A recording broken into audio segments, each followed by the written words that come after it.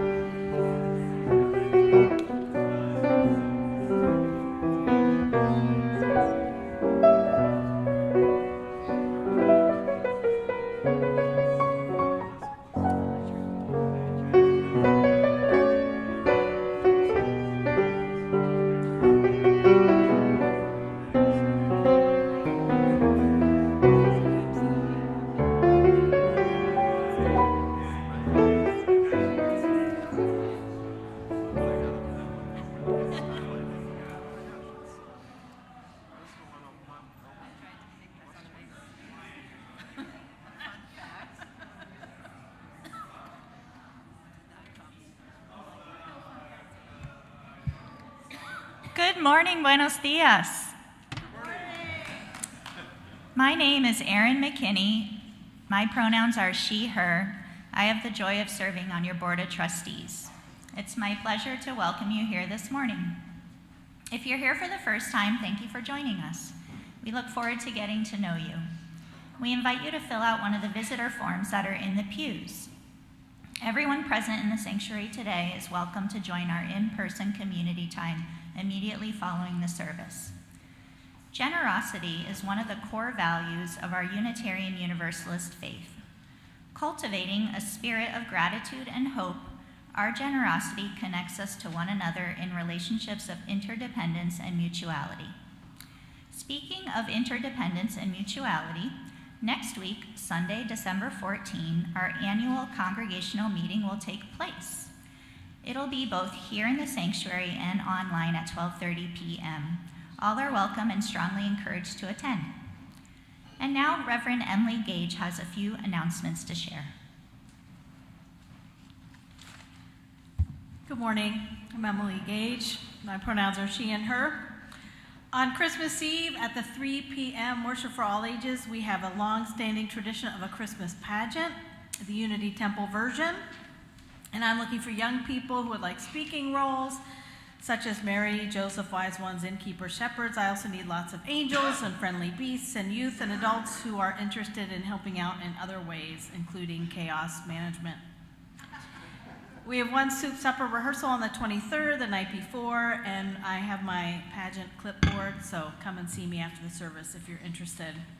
We are starting up a new Soul Connections group that will meet on the third Sunday afternoon of the month, starting in January.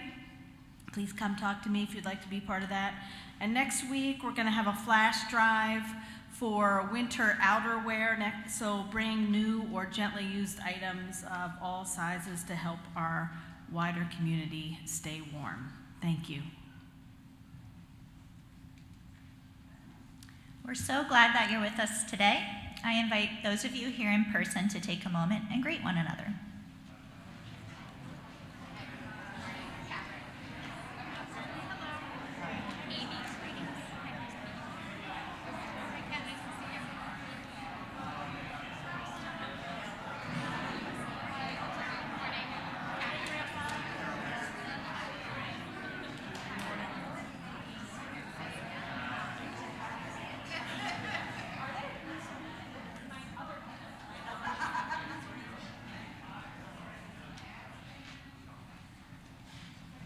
Good morning.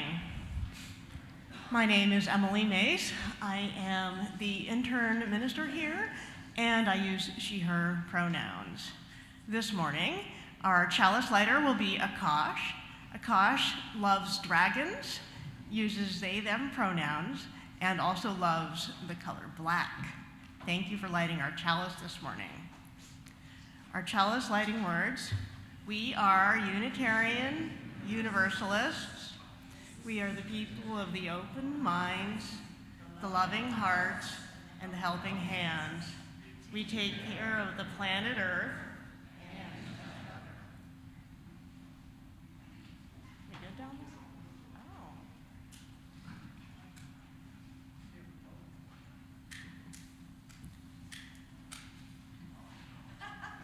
We have a small candle up here we can bring down.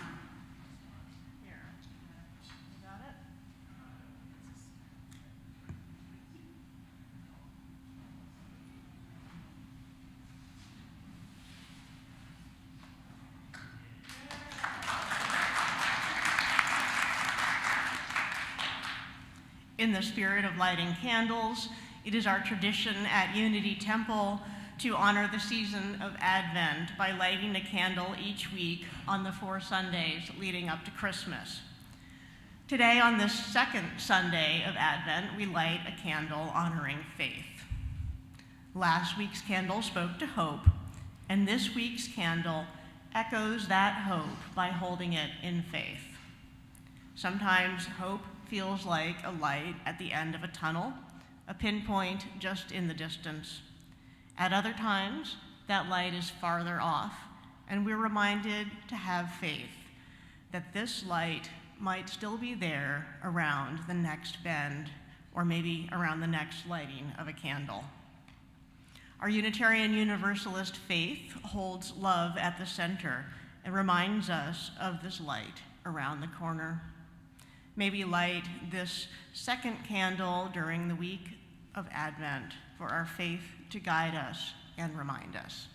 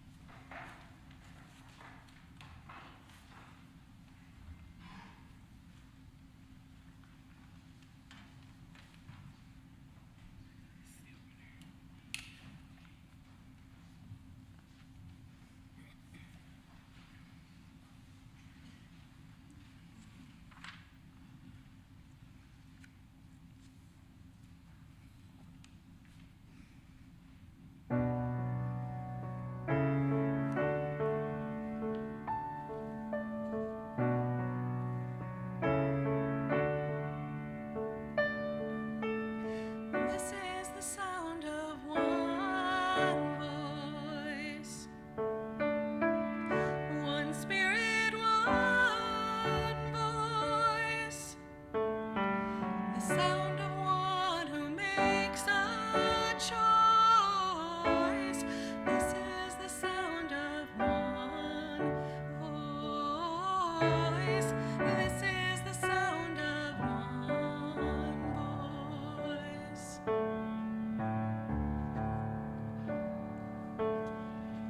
This is the sound of voices too.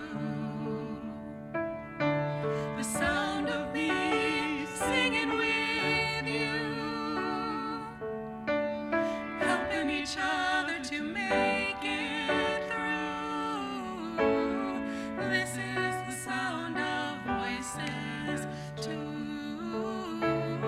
This is the sound of voices too.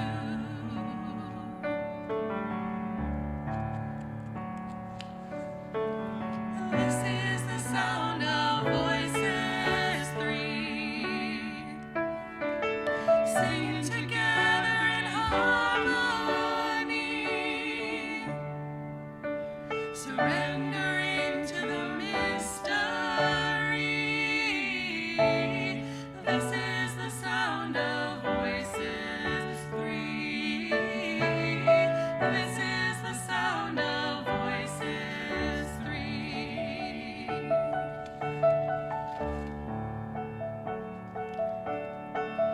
This is the sound of all of us, singing with love and the will to trust. Leave the rest behind, it'll turn to dust. This is the sound of all of us. This is the sound of all of us.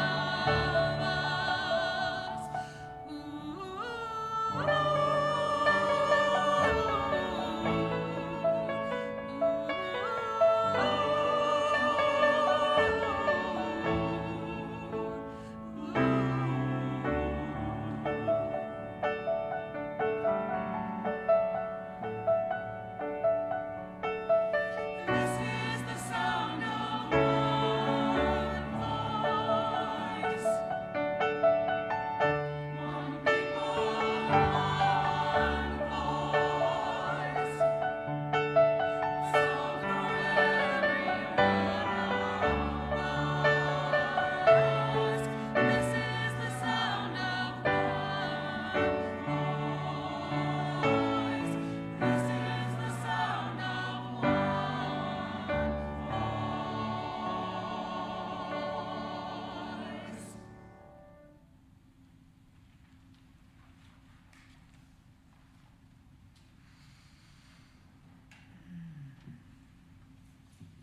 Lovely. Thank you. I'm Nina Brewer Davis. I use she, her pronouns.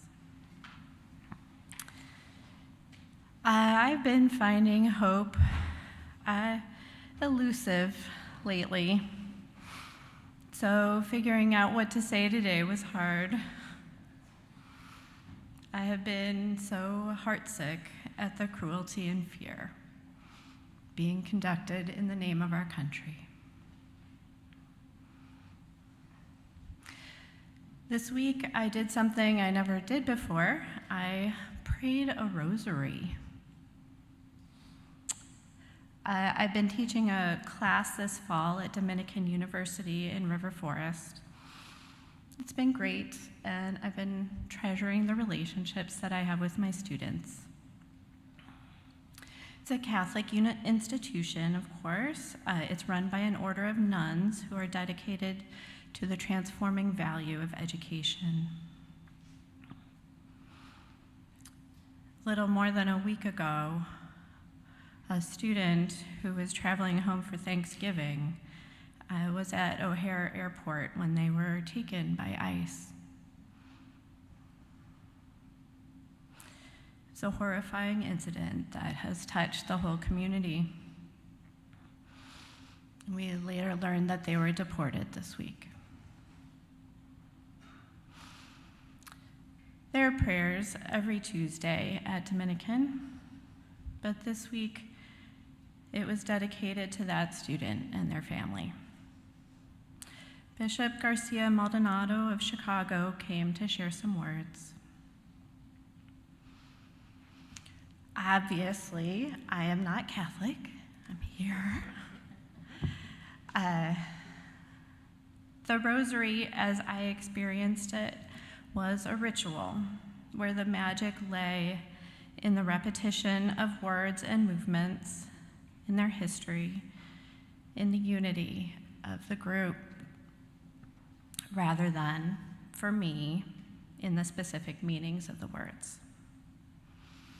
We prayed for the student, for all people who have been detained, for all those living in fear, and for ourselves. I was moved to gather in prayer in the way that was meaningful for this Catholic community. I went to express my support, to add my spirit as a buffer to the horror experienced by this student, as well as the ripples of fear in the community. I also went because I am hurting, and I don't know where to put that. My hope is strengthened again and again by togetherness, by being reminded that we're not alone. Whoever you are, wherever you are in your life journey, you are welcome here. Come, let us worship together. Please join me in singing the hymn, Filled with Loving Kindness. The lyrics will be on the screen. And in the Teal hymnal, number 1031. Thanks.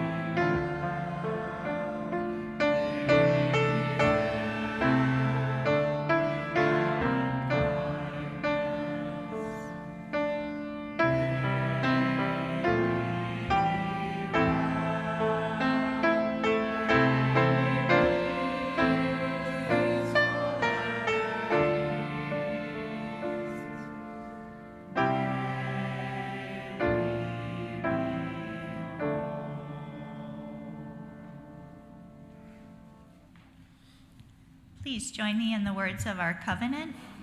Love is the doctrine of this congregation. The quest for truth is its sacrament, and service is its prayer. To dwell together in peace, to seek knowledge and freedom, to serve humanity in fellowship, to the end that all souls shall grow into harmony with the divine.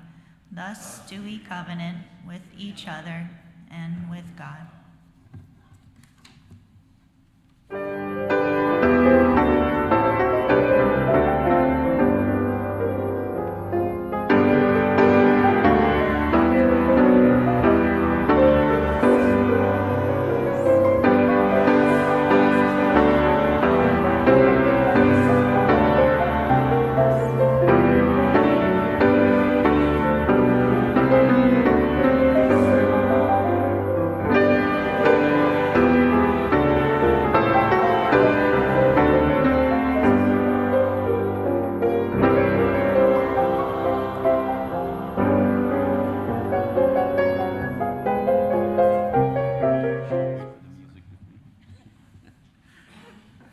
Good morning. My name is Chet Charanowski. My pronouns are he and him, and I serve on your spiritual care team. Love is the doctrine of this congregation.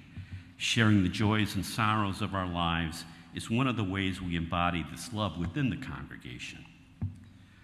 Before each service, you may share your joys and sorrows in the binder outside the doors of the sanctuary. You can also email your joys and sorrows to us at spiritualcare@unitytemple.org. If you would like to talk with someone about what is on your heart, please feel welcome to contact any of the members of the spiritual care team. We are here to listen and sit with you in both times of joy and sorrow. Here are the joys and sorrows that were shared this week. We celebrate the life and mourn the loss of Unity Temple member Bert Anderson, who died this week at the age of 93. His musical talents and presence were a great gift to this community. Details on a celebration of life will be forthcoming. Angela Ramito recently received a cancer diagnosis. She and her young daughter, Nicola, would deeply appreciate your thoughts, prayers, and support as they navigate this difficult time. Here's a joy. Charlie Houch and Susan Stahl welcomed their first grandchild this morning.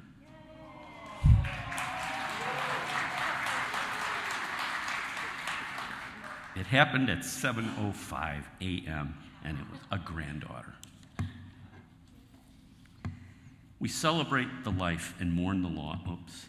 We know that we hold many joys and sorrows in silence.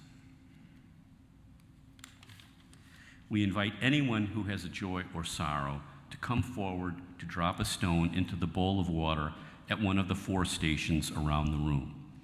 We invite you to engage in the spiritual practice of silence during this shared ritual. Let us begin.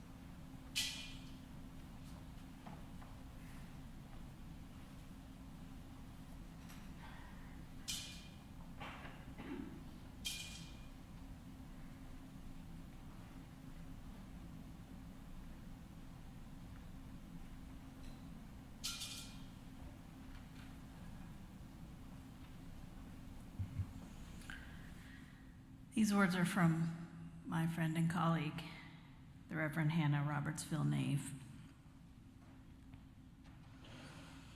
In the season of long, cold nights, hope isn't waiting for us to find it. Hope isn't sitting patiently on the sidelines. Hope seeks out the forgotten places, the longest night, the damaged temple, the overcrowded stable, and every corner where tomorrow seems impossible. Hope bursts in, uninvited, without concern for our carefully crafted plans. Hope shows up at a lamp that keeps burning. Hope shows up as an improbable baby. Hope shows up as the sun returning without ever having left. Hope shows up as tomorrow, and then tomorrow, and then tomorrow, until, against all odds, we feel the future breaking on the horizon. When we are weary from battle, when empire seems inevitable, and when darkness is growing around us, hope comes to claim us, and we have the chance to say yes. Amen. Blessed be.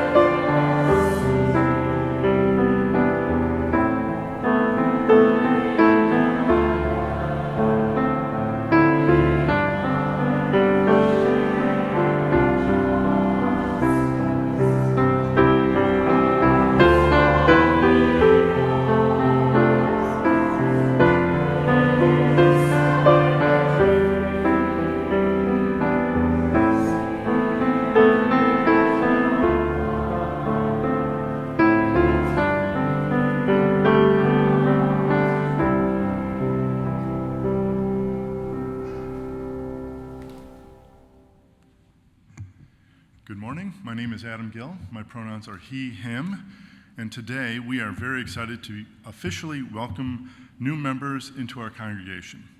I would like to invite the ministers, the membership committee chairs, the director of RE and membership, and all the new members whose names are listed in the order of service to come forward to be officially welcomed.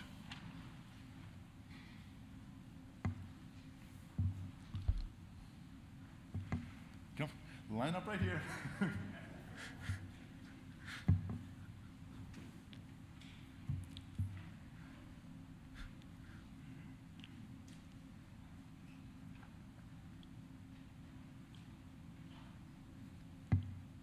Please join in the call and response that is printed in the insert of the order of service. We, the members of Unity Temple Unitarian Universalist Congregation, celebrate and welcome you to our shared religious journey.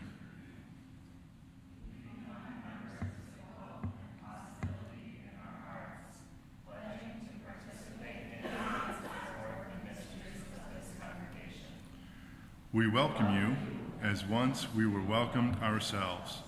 We seek to be open and inclusive, respecting your inherent dignity, your ideas, and your vision.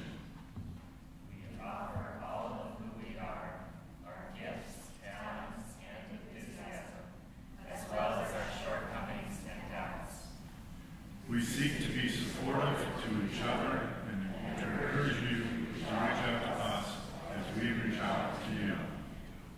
We covenant to remain true to the spirit of love that flows through and guides this congregation. We know we will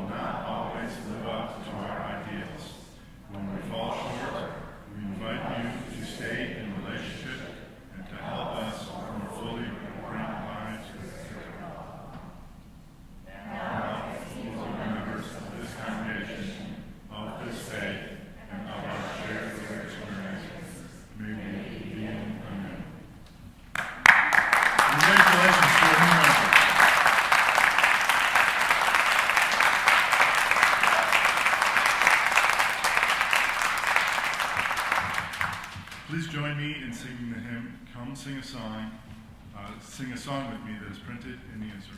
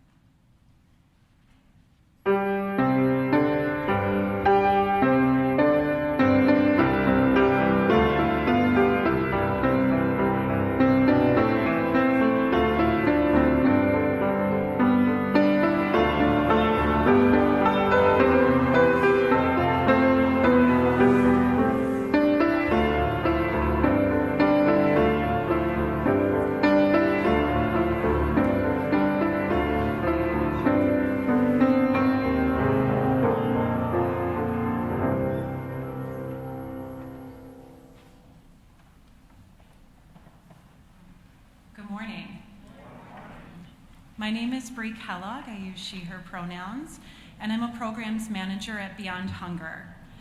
The mission of Beyond Hunger is harnessing the powers of community to end hunger.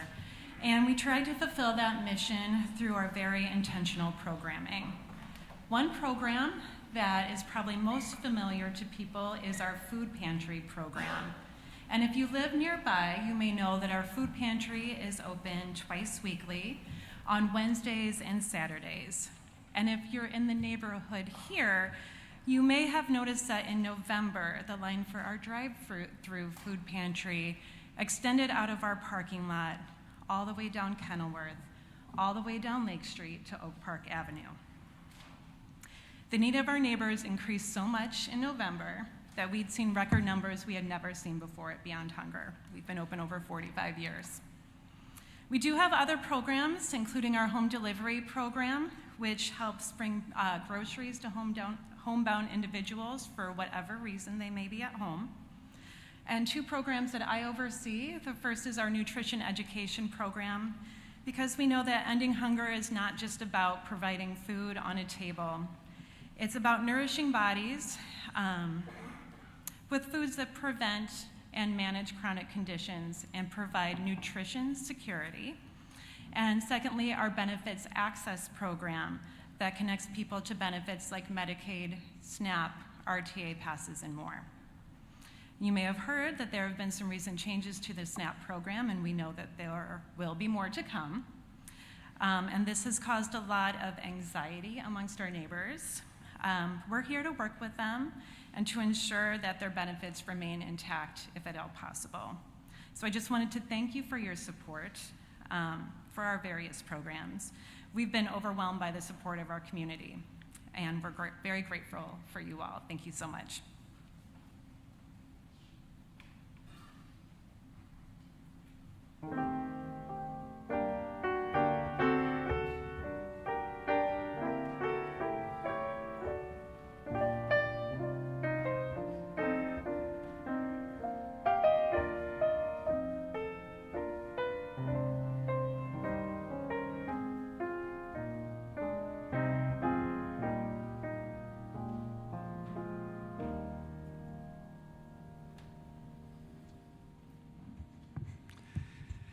Come on up, Janelle.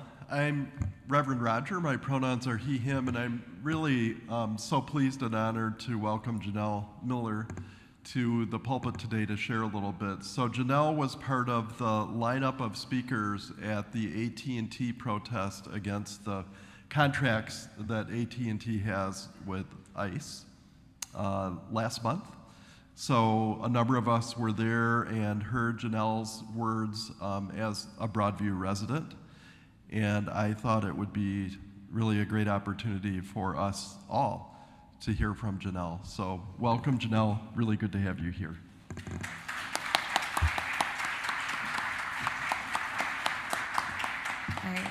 Thank you, and I want to say I appreciate this invitation from Reverend Roger and the Unity Temple congregation. I'm going to start off with a poem in the form of a prayer. The sounds of whistles rode across the winds, chirping like migratory birds. Laid by hardened hands, liberation lives in the creases of a fold, held in place by a day laborer. The folds flutter as it's laid open, like the wings of monarchs, for we are one rhythmic circle waiting to return. Hello, everyone. My name is Janelle. I am a resident of Broadview. For those still unfamiliar, Broadview is a small village with a majority Black and brown population, about 8,000 residents to call it home. A village living discreetly amongst more well-known neighbors like here in Oak Park. Yet, a deep shadow has been held over us, rivaling those cast by skyscrapers. Living right alongside us since 2006, Immigration and Customs Processing Facility has been operating within Broadview's industrial corridor. Just like me, most residents were unaware of ICE's presence here until recent news was brought to our doorsteps.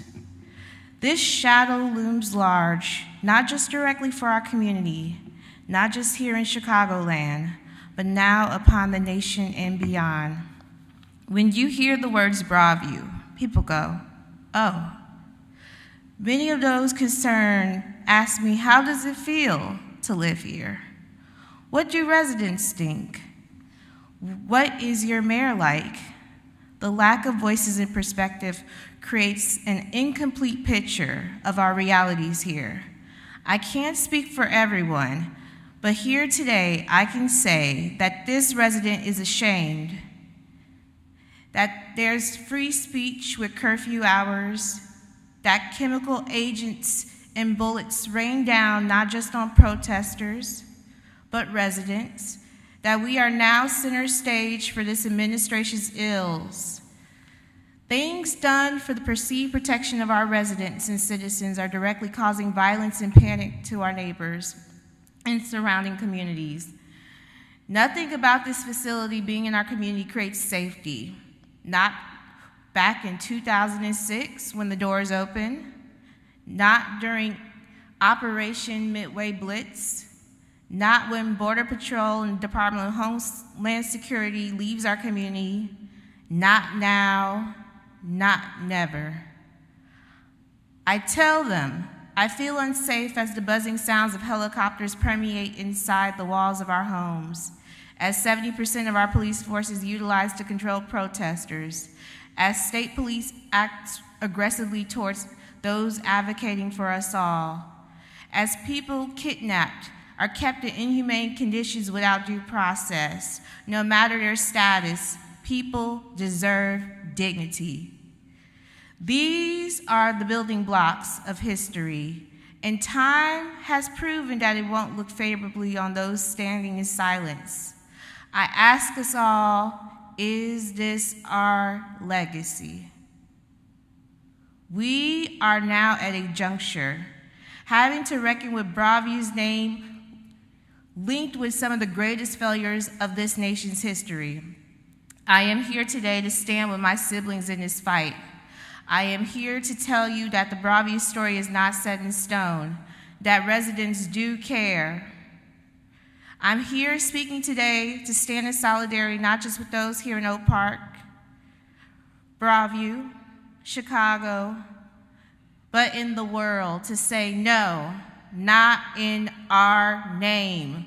We will not be fast-tracked into complacency, into authoritarianism, into hopelessness, that we believe we can build a more generous and thoughtful world, that we will usher in the winds of change and plant the seeds for those here, for those in the seventh generation, for each other in the present, that coalition building is possible and a more courageous world lies ahead. I stand in solidarity with my brothers and sisters who are undocumented, for those who have mixed status families, for those facing discrimination and vulnerable. You are part of my family. We see you. We are here for you. And as a resident of Broadview, we do not want a detention center in any place, in any way, in anywhere, especially here. Thank you.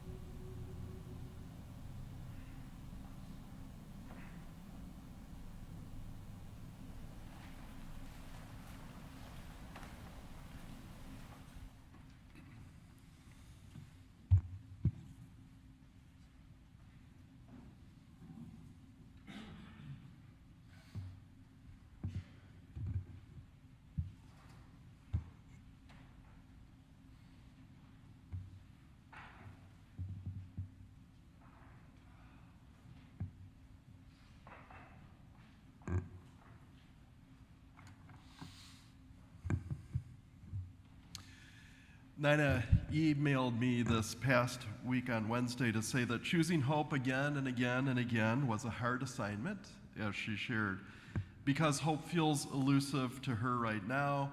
Is it okay to share this? She asked. Yes. Last month, at the peak of the ICE and Customs and Border Patrol atrocities here, I chose the topic for today's sermon precisely because I was finding hope elusive. Although the focal point of the assaults on due process, our Constitution, basic human decency, the well-being of targeted families, indeed our whole area, although that focal point has shifted in some ways to places like Charlotte and Minneapolis, we know that we in this area are still under the grips of this terror.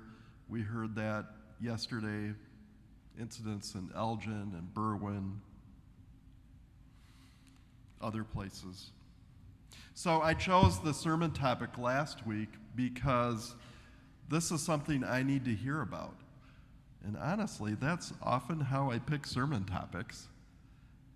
And my hunch is this week that I'm not the only one, that Nina is not the only one, that maybe many of you are finding hope elusive, fragile.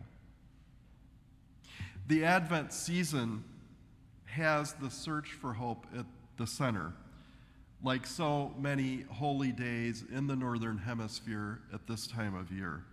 Winter solstice rituals are centered on the sacred, the rich, the sometimes hard darkness of the season, and on that tiny, often hardly noticeable beginnings of the return of more sunlight.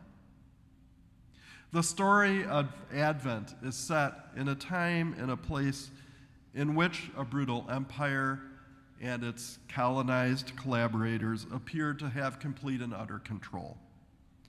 Fragile, elusive hope comes in the form of this expectant mother and her betrothed navigating a pregnancy and birth in the most difficult of imaginable circumstances. After the baby is born in a stable, the story goes, it gets even worse. The family almost immediately learns that the umpire is going to kill every recent newborn. They manage to flee to a foreign land before the umpire's enforcement agents find them and this baby. Hope feels elusive to them, to everyone under the heels of that brutal empire. So nurturing fragile, elusive hope is central to the Advent story. It's central to our December Worship and Soul Connections theme of choosing hope. Last week, our intern minister, Emily Mace, got us started with the theme when she shared beautifully about experiencing winter and the very, very short days in Finland. And she talked about how the Finns opened themselves up to the gifts that darkness and coziness of the season can give. And no doubt Reverend Emily will pick up the theme next week. So during some Advent seasons, my wife and I center our nightly lighting of an Advent candle at the kitchen table on a devotional piece. This year we're using a devotional booklet called Traveling with Our Ancestors by Shonda Rani Jha. Each day then has a scripture reading, a reflection, a prayer thought. And there was an entry this week that was titled A Spiritual Ancestor in the United States that really caught my eye. It had a Hebrew Bible passage, and then Jha used that passage to share these thoughts about Rosa Parks. Sometimes people hear that Rosa Parks stayed in her seat on the bus because she was tired, and that's what led to the Montgomery bus boycott in 1956, where black people were finally allowed to ride in any seat. Ms. Parks responded in her autobiography, "I was not tired physically, no more tired than I usually was at the end of a working day. I was not old, although some people have an image of me being an old person then. I was 42. No, the only tired I was tired of giving in. So Jack continues in this piece. One of the things we can find hope in is that when we work for justice, when we place our hope in God, we will be renewed for those long struggles to build God's kingdom here on earth. And Jack concludes with a prayer thought. Today, lift up a prayer to God for energy when we need it. So maybe this reflection on Rosa Parks spoke to me because I feel more tired this December than usual. And it's not so much a physical tired, although there is that, but it's tired of what's going on in our country. So I want to share 3 things I'm doing this Advent season to help nurture that fragile, elusive sense of hope. The first thing is very practical. My office is kind of dark. My home is very dark. I'm using a light box. I'm also really savoring the snow because it is bright, right? Even last night, this morning, I came down and we have a skylight above this in the stairwell, and I'm like, we must have left a light on up there. It's just a gift. Second thing I'm doing is leaning into this Advent devotional practice with my wife, and I'm pondering the witness of spiritual ancestors like Rosa Parks. Her sitting on that Montgomery bus, which was 70 years ago this past Monday, has also been incorrectly depicted as a spontaneous action on her part. Yes, she was tired of giving in, but her action was planned to be a catalytic event. It was calculated to be strategically effective. And wow, was it ever? But it was only strategically effective because of all the actions for freedom and black liberation that went before, and then for the plan of what to do after she was arrested. So that was a tipping point, and it depended on all that went before and what followed. And I don't imagine that when Rosa Parks was arrested, sitting in jail, or 381 days later when the Montgomery boycott ended with the Supreme Court saying bus segregation is over, I don't imagine at that point Rosa Parks said, "Hallelujah, freedom, black liberation is here, our work is over." She knew this was one moment, an important moment, a tipping point moment in a struggle that stretched for centuries before and would likely stretch on for centuries after. And she chose hope again and again and again before that moment, after that moment, I imagine right up to the day she died when she was 92 years old. So a third thing I'm trying to do this Advent season is find a larger framework for this fragile, elusive hope I seek to nurture. In that Advent devotional, Shanda Rani Jha writes, one of the things we can find hope in is that when we work for justice, when we place our hope in God, we will be renewed for the long struggle to build God's kingdom here on earth. And so I celebrate that there's people in this congregation who may hear that and not have to do a lot of translation because they may have a sort of belief in God that fits with that. And I celebrate that there's people who maybe heard that passage and are like, whew, I'm going to have to do some translation, or that doesn't really mean much to me.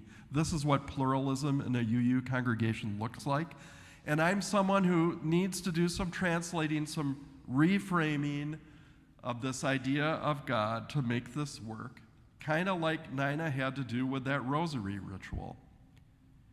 So in the sentence from the Advent devotional I just quoted, Jha gives me a starting point. I actually said it wrong the first time. The word she uses is kingdom rather than kingdom. And that kin, as in kingdom, suggests to me that this God thing has to do with relationality, with connectedness. For me, that's what God is, a symbol for connectedness, a symbol for relationship, mutual relationship. God is love, is another way to put it. And another way yet is the interdependent web of existence of which we are a part. So this Advent season, I'm broadening this to focus myself on this interdependent web. And so I'm trying to spend more time in nature. My wife and I, on my day off, have sometimes lately been going out to a state park within a 90-mile radius of Chicago. I'm trying to lean into connections with people beyond my usual circle, like Janelle, like a couple of retired United Methodist ministers and one of their daughters and a few other people from Oak Park Arms or the neighborhood, Euclid Avenue Methodist Church. We're carpooling together to the Friday morning Broadview interfaith services.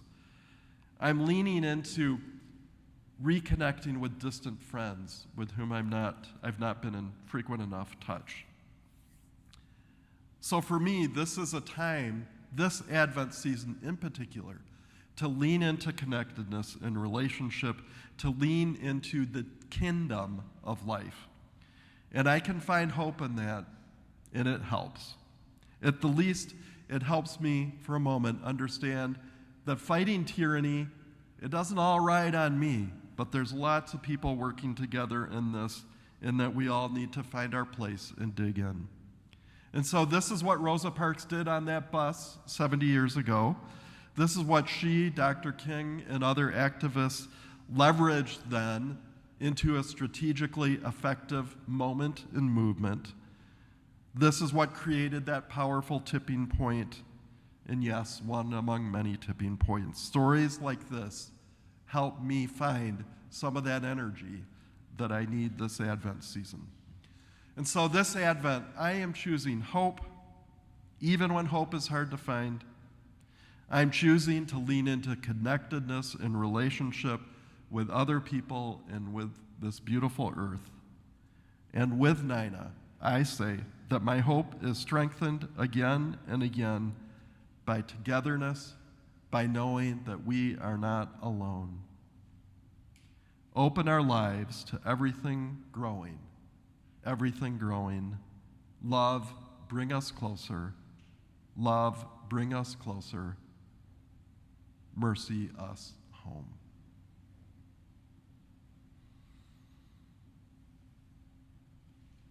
Let's join in our closing congregational song. It is 2:25 in the hymnal. Words will be behind me as well. O come, Emmanuel.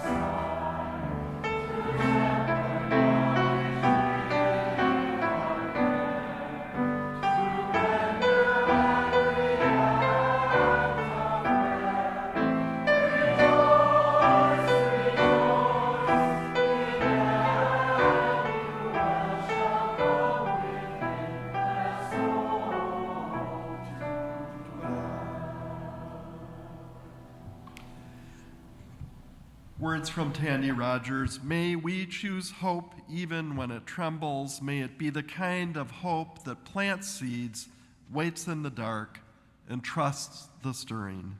Hope that doesn't deny despair, but dares to outlast it. Let's join in the chalice extinguishing words. Carry the flame of peace and love until we meet again.